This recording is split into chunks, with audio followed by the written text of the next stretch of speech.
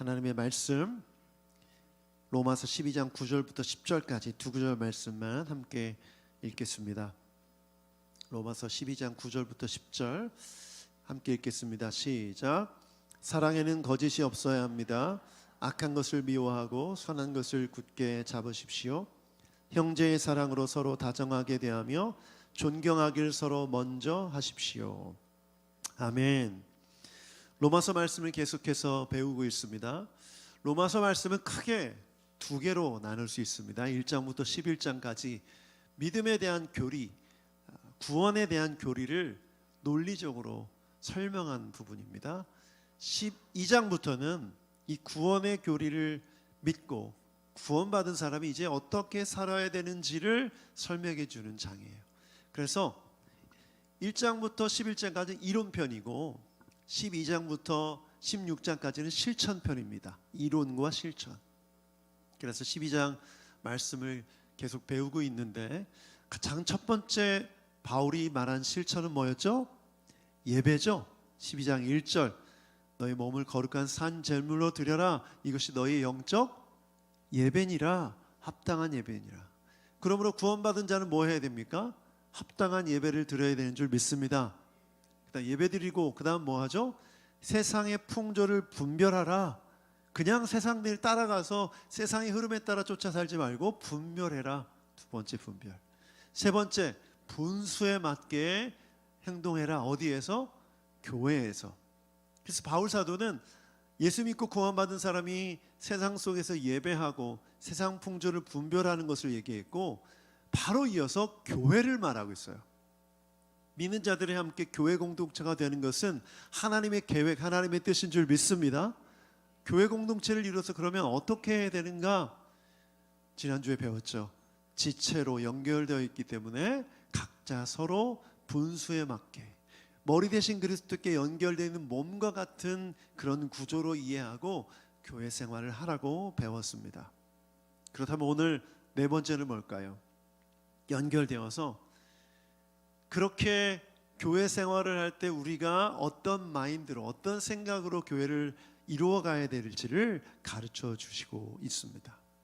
그래서 오늘 본문을 읽으면서 여러분 이미 생각하셨을 거예요. 눈치채셨을 거예요. 오늘 주제는 사랑이구나. 사랑이구나.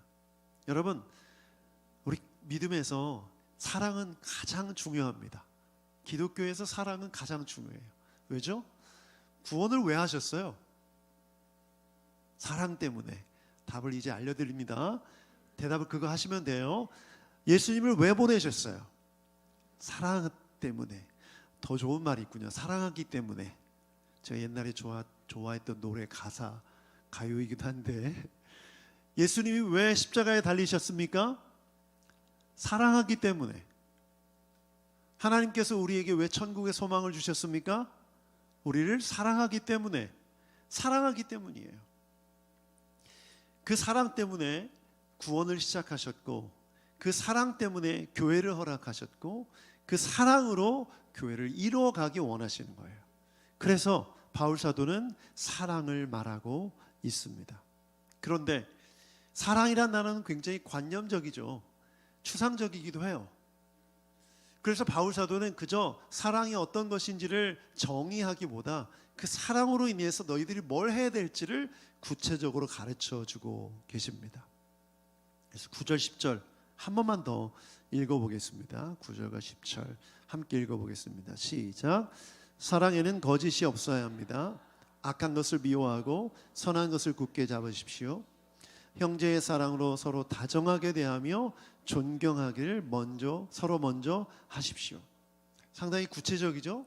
실천사항을 말하고 있어요. 그래서 9절을 보면 사랑에는 거짓이 없어야 됩니다 이렇게 말합니다.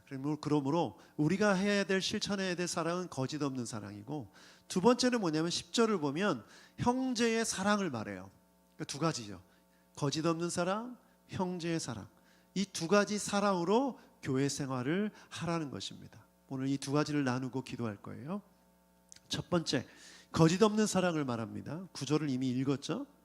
거짓 없는 사랑을 말하면서 뒤에 있는 설명, 부가 설명이 중요해요. 악한 것과 선한 것을 언급하고 있습니다.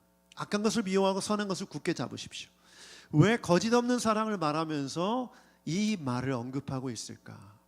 여러분, 거짓은 악한 것입니까? 선한 것입니까? 선한 것인 악한 것이죠.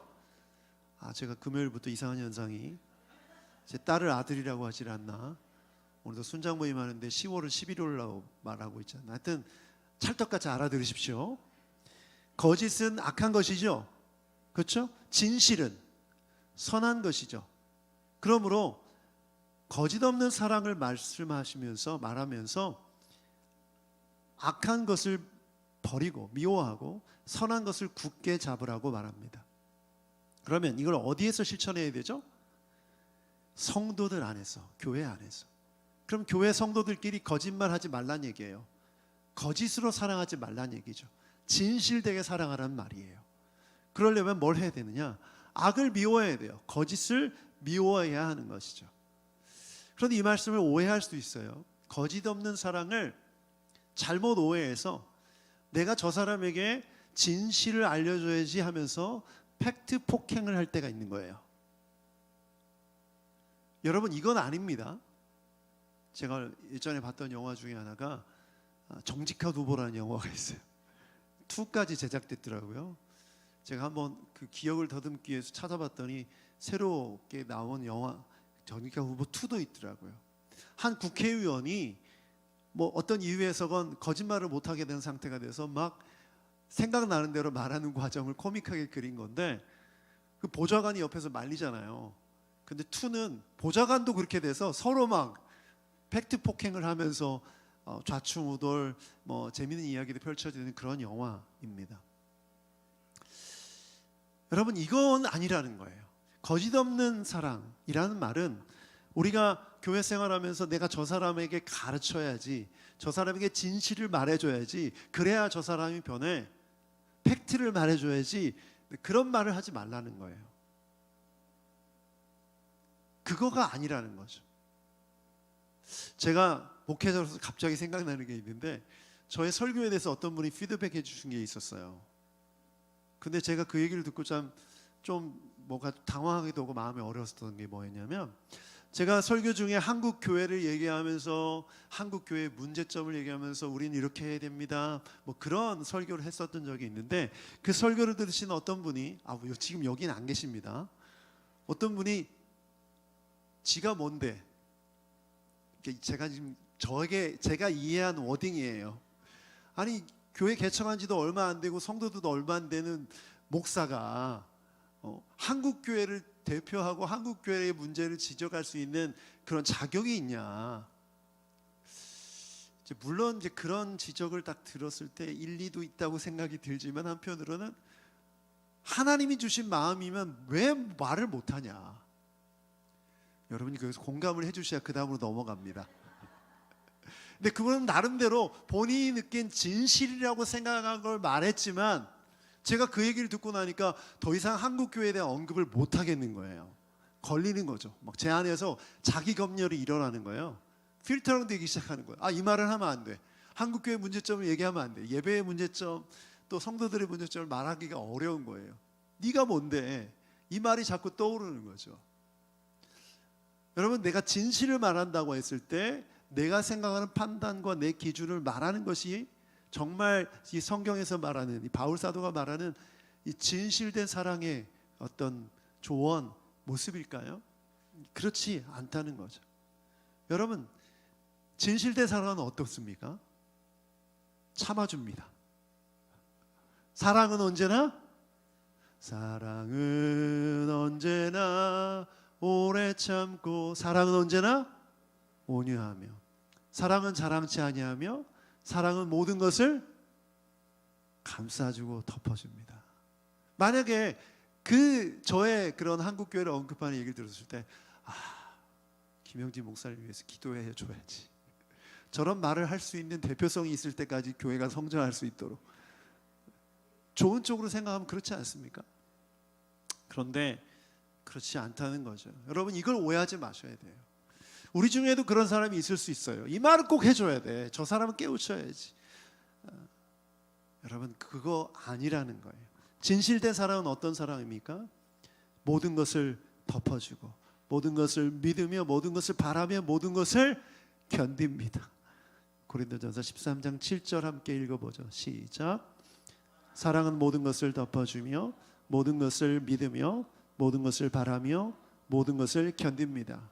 지금 바울 사도가 말하는 거짓 없는 사랑을 뭘 뜻해요? 바로 이거죠. 진실된 사랑, 고린도전서 13장에 있는 사랑을 말해요. 진실된 사랑은 성내지 않습니다. 화내지 않아요. 진실된 사랑은 자랑하지 않습니다. 부부싸움 할 때 막 화낸 다음에 여보 내가 사랑하기 때문에 이러는 거야. 그거 거짓말이에요. 그거는 변명이에요. 핑계죠. 사랑하면, 진실된 사랑은 화내지 않습니다. 짜증은 날 수 있어요. 그러나 사랑하는 배우자에게 그렇게 화내지 않는다는 거예요. 물건을 집어던지고 파괴하고, 이거는 그 어떤 말로도 포장할 수 없는 거예요. 상담을 받아야 됩니다. 치료받아야 돼요. 여러분, 진실의 사랑은 뭐냐? 성경 분명히 말합니다. 감싸주고 덮어주고 바라고 견디는 것, 그것이 진실된 사랑이라. 그래서 고린도전서 13장에 보면 천사의 말, 방언을 막 멋지게 해요. 유창하게 해요. 그러나 사랑이 없으면 뭐다? 울리는 꽹과리 같다. 여러분 꽹과리 소리 들어보셨어요? 시끄러워요. 아무 소리도 안 들려요. 꽹과리를 이길 수 있는 소리는 태평소예요. 태평소 소리 들어봤어요? 귀 찢어집니다. 더 큰 소리가 나야 이길 수 있는 정도로 시끄러운 소리예요. 그러면 누군가가 방언을 크게 막 세상 떠나가도록 그렇게 할지라도 사랑이 없으면, 진실된 사랑, 덮어주고 감싸주고 인내하는 사랑이 없으면 시끄러운 소리에 불과하다, 깡통이다라는 얘기죠. 사랑이 없는 나눔도 마찬가지입니다. 열심히 막 나눠주고 사람들 도와줘요. 근데 진실된 사랑이 없어요. 지난주에도 얘기했죠. 마음속에 계산기를 품고 내가 저 사람한테 얼마를 줬는데, 어떻게 도와줬는데, 내 축의금을 받아놓고 해외로 날러? 이런 계산적인 마음으로 나누면 아무 의미가 없다는 거예요. 아무 소용이 없다. 그러나 진실된 사랑이 있는 은사, 진실된 사랑이 있는 방언, 진실된 사랑이 있는 예언, 나눔, 섬김, 이 모든 것들은 너무나 훌륭한 것입니다. 아멘. 그러므로 내 안에 사랑이 없으면 아무것도 아니라는 것을 반드시 기억해야 되죠. 바울 사도는 그러므로 구원받은 너희가 받은 은사를 가지고 교회에서 어떻게 해라?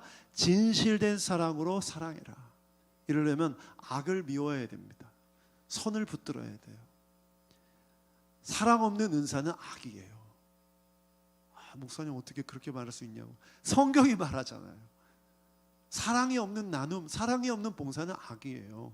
자기 의를 세우고 자기를 드러내고 비교하고 판단하죠. 왜 청소 봉사하는데 왜 저 사람 안 나와? 왜 나만 나와? 일단 하고 나지만 안 나온 사람 정죄하잖아요. 그건 악이에요. 악이에요. 여러분, 진실된 사랑으로 은사를 통해 교회를 섬기는 여러분 되기를 축복합니다. 요한일서 3장 18절에 보면 이렇게 말하고 있어요. 함께 읽어보죠. 시작. 자녀된 여러분, 우리는 말이나 혀로나 사랑하지 말고 행동과 진실함으로 사랑합시다. 아멘. 여러분, 이 말씀은 뭘 의미해요? 말과 혀로만 하지 말라는 얘기예요.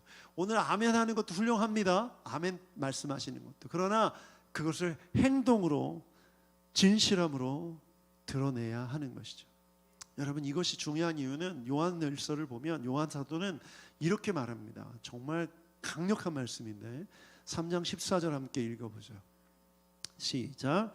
우리가 이미 죽음에서 생명으로 옮겨갔다는 것을 우리는 압니다. 이것을 아는 것은 우리가 형제자매를 사랑하기 때문입니다. 사랑하지 않는 사람은 죽음에 머물러 있습니다. 여러분, 왜 충격적인지 이제 아시겠죠?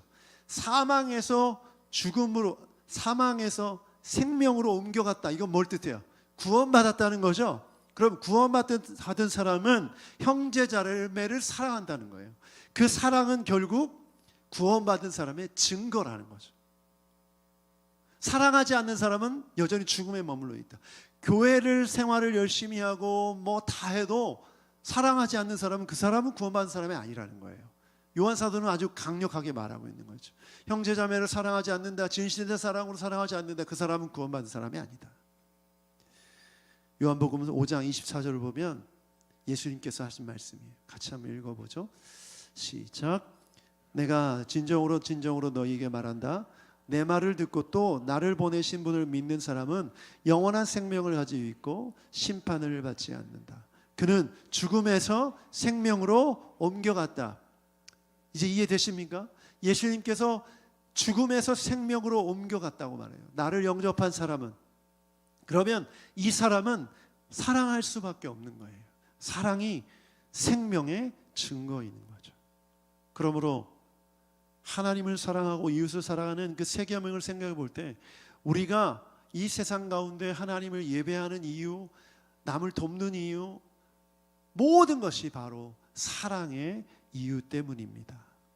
그 동기가 사랑이어야 되는 거죠. 그런데 사랑하지 못한다면 그것은 구원받은 사람이 아니라는 것을 기억하고 사랑을 이루기 위해 애써야 됩니다. 요한일서 3장 15절을 보면 더 충격적인 얘기를 합니다.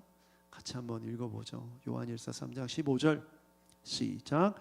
자기 형제 자매를 미워하는 사람은 누구나 살인하는 사람입니다. 살인하는 사람은 누구나 그 속에 영원한 생명이 머물러 있지 않다는 것을 여러분은 압니다. 여러분 충격 받으셔야 돼요. 내가 누군가를 미워하는데 그 미워하는 마음은 그 사람을 살인한 것과 같다. 그 사람은 영원한 생명에 머물러 있지 않다. 너무나 놀랍죠.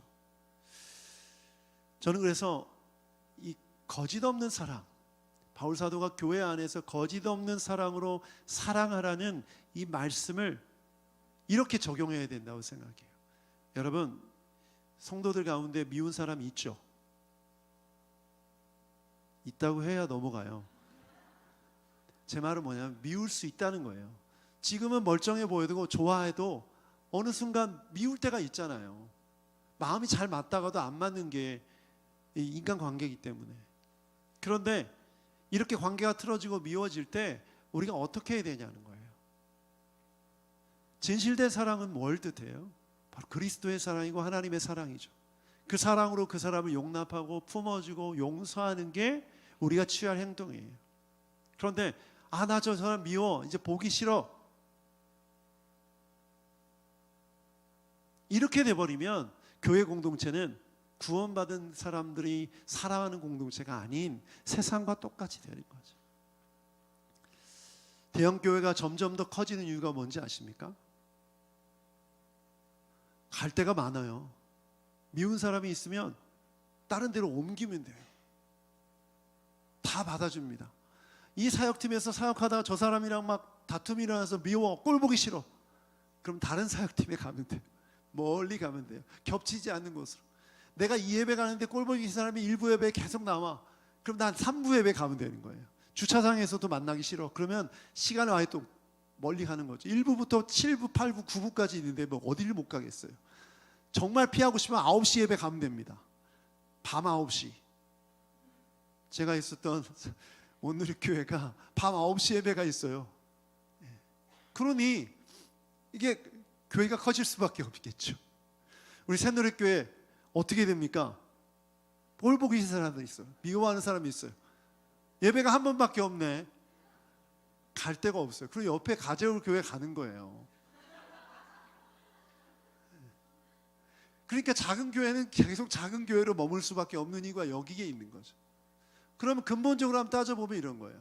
아니, 내가 예수님 믿고 구원받아서 하나님의 자녀가 됐고 이제 사랑해야 되는데 이런 식으로 피해 다니다 보면 큰 교회는 계속 커지고 작은 교회는 작아질 수밖에 없는 거예요. 여러분, 솔직하게 오픈하면 우리 교회도 마찬가지예요.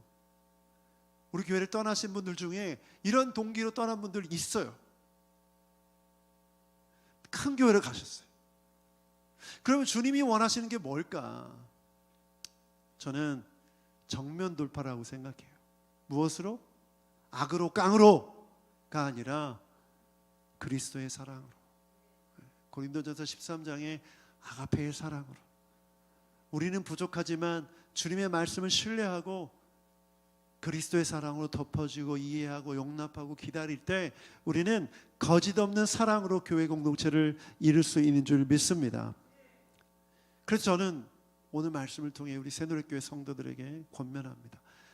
진실된 사랑, 그리스도의 사랑으로 사랑하는 여러분 되기를 축복합니다.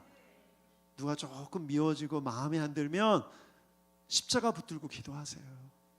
예수님이 여러분 볼 때 마음에 안 드는 게 없을 것 같아요? 예수님은 마음에 안 드는 게 천지예요. 여러분 모실 때 왜 똑같은 거 가지고 아직도 헤매고 있냐? 왜 예배 시간 늦게 오냐? 왜 성경 안 읽냐? 왜 큐티 안 하냐? 뭐 이런 거 따지기 시작하면 한도 끝도 없죠. 여러분 머릿속에 들어오는 죄악된 생각까지 다 우리의 마음과 생각을 감찰하신 주님께서 지적하기 시작하시면 우리를 싫어할 이유는 천만 가지입니다. 그런데 다 품으시죠. 용서하시죠. 십자가를 붙들면 이해하시고 받아들여 주시죠. 여러분 이게 그리스도의 사랑입니다. 그러면 내가 그리스도 사랑을 의지하며 용서받은 사람인데 누구를 용서하지 못하겠어요? 저는 김정은이 남으로 내려서 우리 교회 등록한다면 받아줄래요. 물론 그런 일은 없겠지만 좀 피해가려고 너무 과한 이해를 든 것 같지만 그런 마음으로 우리가 용납하고 용서해야 된다는 거죠. 여러분 이런 거짓없는 사랑, 진실된 사랑으로 사랑하는 새누리교회 되기를 축복합니다. 두 번째는 형제의 사랑이에요. 10절 말씀 한 번 더 읽어보죠. 본문의 10절 시작. 형제의 사랑으로 서로 다정하게 대하며 존경하기를 서로 먼저 하십시오. 서로 다정하게 대하고 서로 존경하기를 먼저 하라. 무엇으로? 형제의 사랑으로. 이 형제의 사랑이라는 단어가 되게 걸렸어요. 왜냐하면 이 형제의 사랑은 내가 육체로 입고 있는 이 세상에서 맺고 있는 형제들을 떠올릴 수밖에 없기 때문이죠. 정말 사랑하고 축복하고 하나 된 형제의 모델이 아니면 이게 와닿지가 잘 않아요. 우리가 예수님 믿고 구원받았을 때 우리가 하나님의 자녀가 됐다고 했고 아버지의 사랑으로 회복되고 치유해야 되는데 육신의 아버지가 좋은 모델이 아니면 하나님의 아버지 되심을 이해하기가 좀 어려워요. 그래서 육신의 아버지 상이 굉장히 중요하죠. 그래서 내적 치유라든가 치유 사역을 하는 분들이 아버지에 대한 상처를 다 고백하게 하고 치유를 받게 합니다. 그리고 아버지를 근본적으로 용서해야만 그 아버지의 사랑을 누릴 수 있다고 말해요. 그걸 배우는 시간 또 실천하는 시간을 갖는데 똑같은 거죠. 여러분 형제 자매 있으시죠? 없으신 분들도 독자이신 분들도 있을 텐데 형제 자매를 통해서 정말 따뜻한 사랑, 위로하는 사랑, 정말 그리스도의 사랑을 경험해보신 분 계십니까? 그런 분들도 계시고 왼수도 있고 연을 끄는 분들도 있죠.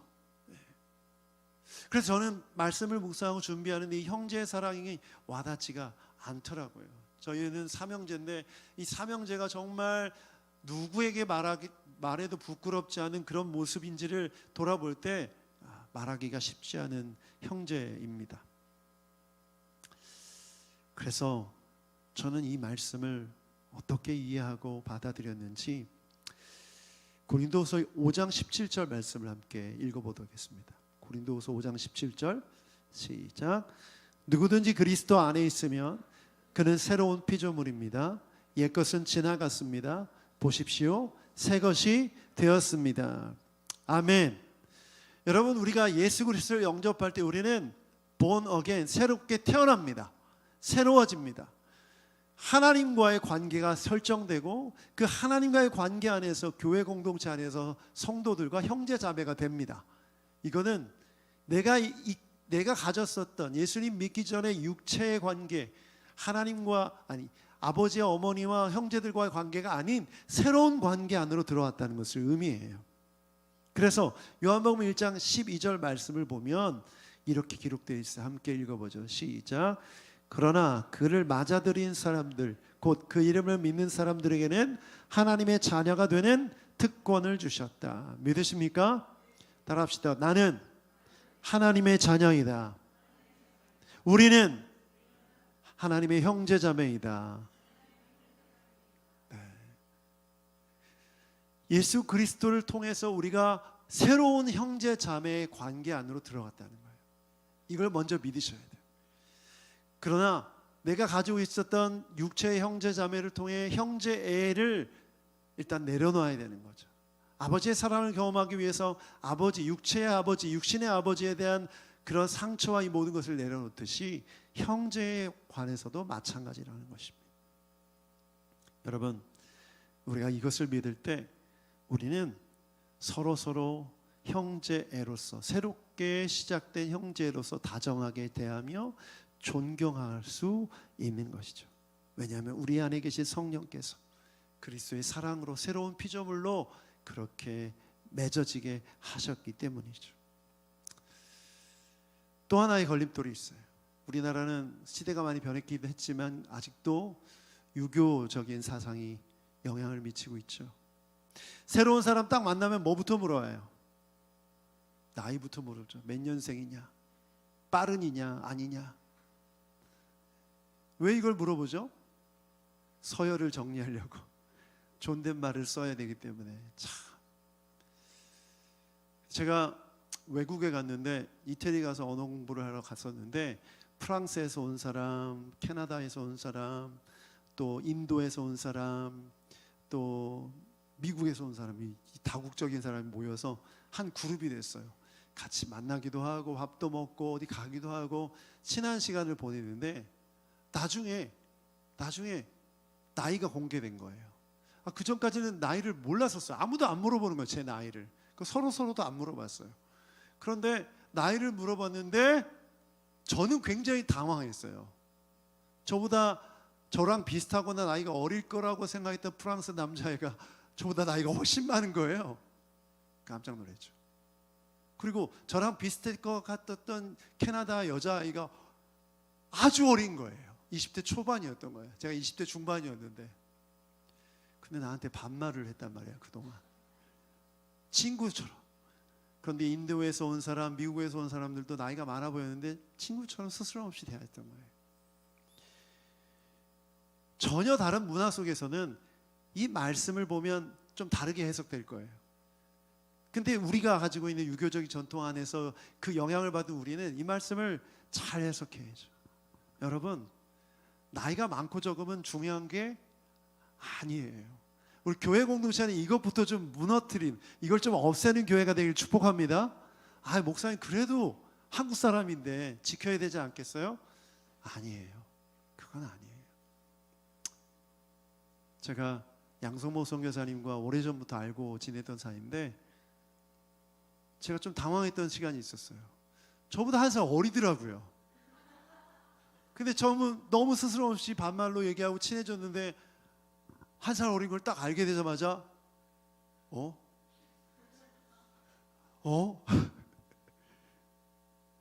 저도 그런 거예요. 저도. 여러분, 초대교회 공동체가 예수님을 믿고 난 다음에 서로 형제 자매라는 호칭을 벌었어요. 나이가 적든 어리든 상관없이 지위 고하를 막론하고.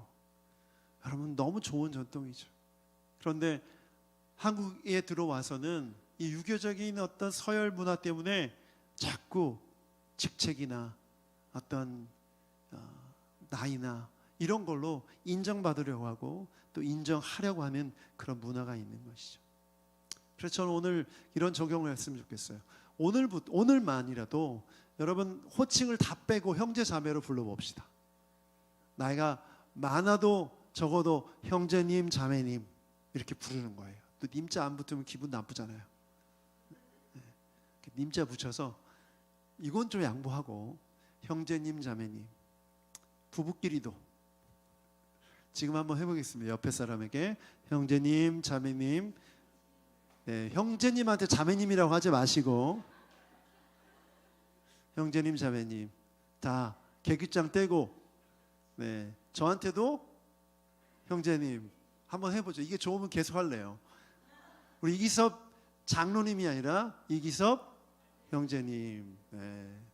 신기섭, 신라키.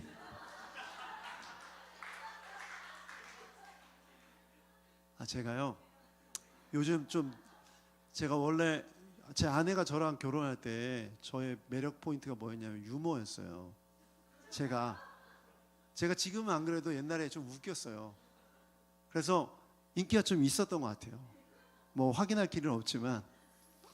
근데 이제 요즘 들어서 들은 생각이, 제가 설교할 때나 뭐 할 때 유머로 얘기하면 여러분이 안 웃으세요. 굉장히 힘들어요. 근데 뜻하지 않게 그냥 아무렇지도 않게 말하는데 빵 터질 때가 있어요. 잘 모르겠어요. 그래서 지금은 사실 제가 실수한 거거든요. 이게 신라키 장로님 얘기할 때 신기섭하고 이기섭 장로님하고 섞여가지고, 근데 제가 이런 실수를 많이 하는데 여러분이 이렇게 웃으시면 자꾸 이걸 할 수도 있어요. 그러면 제가 혹시나 이게 치매나 뭐 이쪽으로 갈 수 있기 때문에 네, 웃겨도 참아주세요.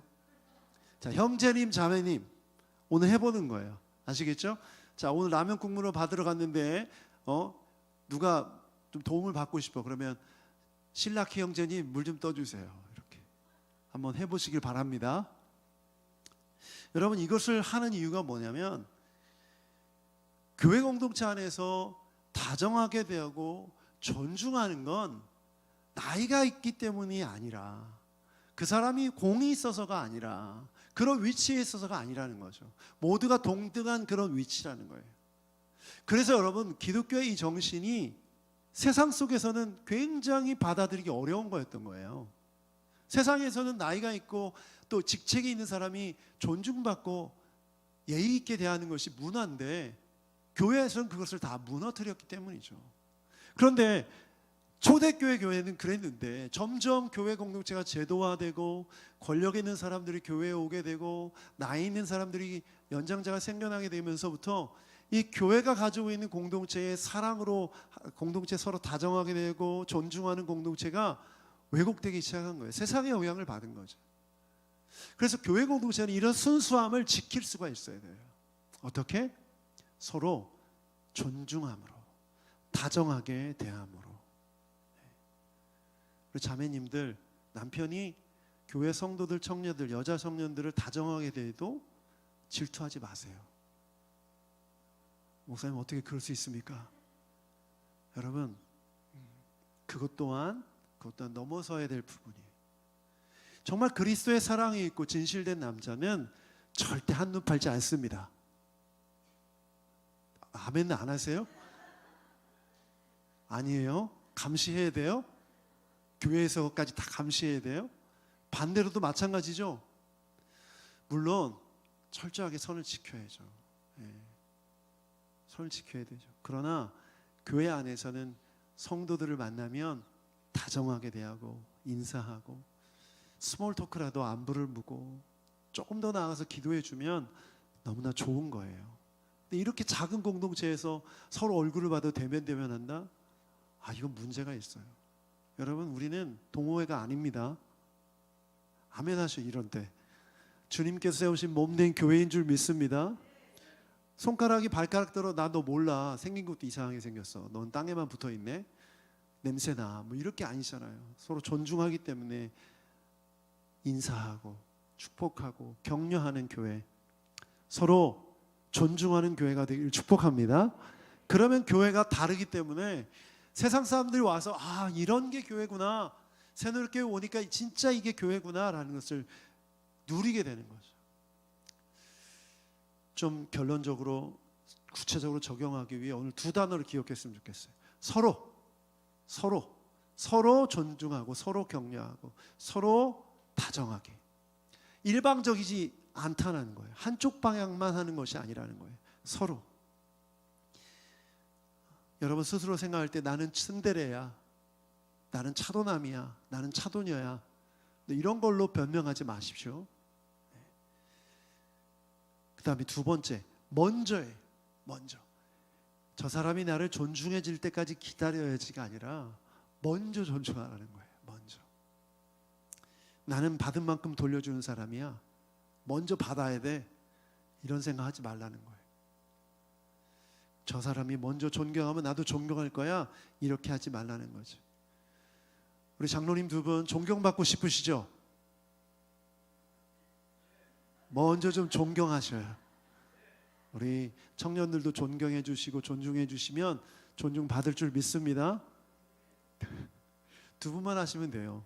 두 분만 아멘 하시면 됩니다. 여러분, 오늘 말씀은 이거예요. 구원받은 사람은 어떤 모습인가?